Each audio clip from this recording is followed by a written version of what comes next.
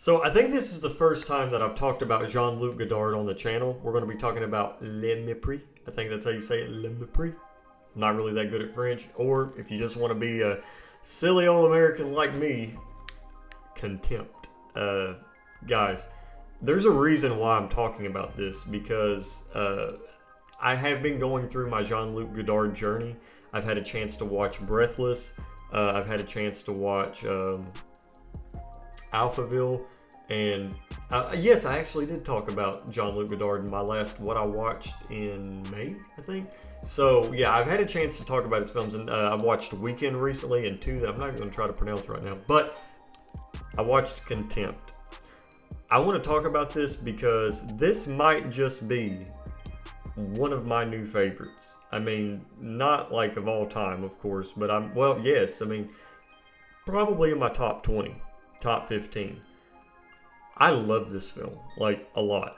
I really did. And one thing that I enjoyed about it the most, and this was one thing that I was looking out for when I was watching Jean-Luc Godard's films, was his comment on cinema, but not only his comment on cinema, but his comment, on the world. And he really is a different director. I mean, he is, and that's why I like him a lot. He's been inspiring so far. And I mean, he's talented. He's a good filmmaker. He really does know how to throw people for a loop. Well, back in the day, I guess technically what he did is considered normal now, I suppose. But the one thing that I was looking for was his comment on cinema, and I got it in this, and I got it a lot. This film was it blew me away. And one of the actors in this, I think it's Michael or no, it's Jack Palance. Jack Palance. I believe that's how you pronounce his name. He was actually in, I'm trying to remember what film he was in. It was Alone in the Dark, I believe. Was it?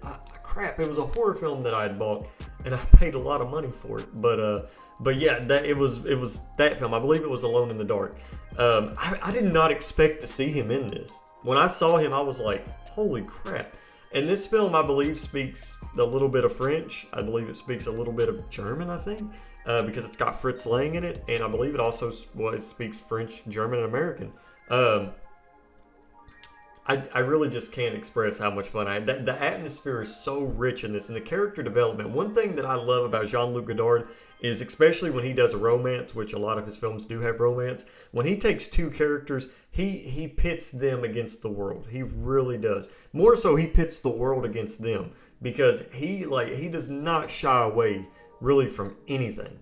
I mean, he will put his characters through whatever, and that's I like that. I really do, because it almost makes every character feel unsafe. And that is the same for this film. I mean, seriously, there's something that happens.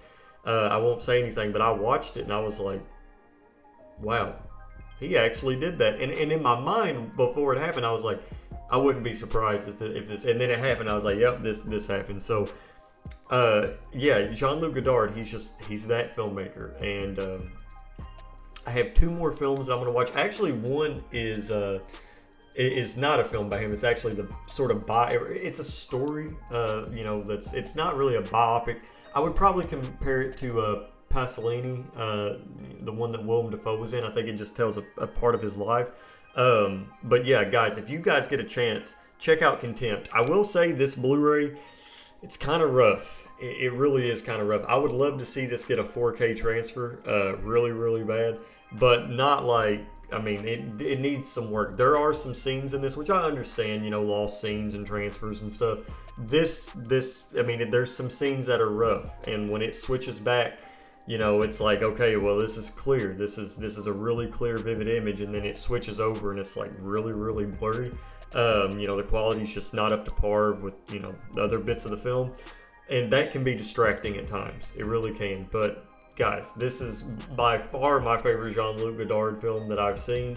And honestly, if I watch another film by him that's better than this, I mean, it's going to move right up. It's going to move right up. So I just wanted to talk about it a little bit. I had a lot of fun with it. I didn't expect to, too. This was one, because after I'd watched Alphaville, I sat down and I was, if you can tell, I always do it with films that I really like. I always hold it up. But for Alphaville, I had a hard time with that because I don't know, it was just so slow. It really was, and I didn't really know what was going on.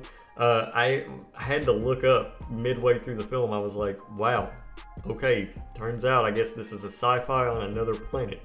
Or, like a place called Alphaville on another planet, or like at the edge of the galaxy or something. That's what it said on the thing, so I don't know. But yeah, that was just, I mean, kind of threw me off. And then I watched it and I was like, man, I'm halfway through this film and I fucking love it. But anyway, guys, I hope you enjoyed this video. If you did, leave a thumbs up and maybe subscribe. I'm going to be talking about The Black Phone this Thursday, and I'm really excited to watch it. I've heard amazing things, like amazing things, not just good things. Like, I mean, it seems like the overall consensus is The Black Phone is the shit. So I'm really excited to watch it. But anyway, guys, I hope you guys are staying safe out there, and I'll see you guys next time.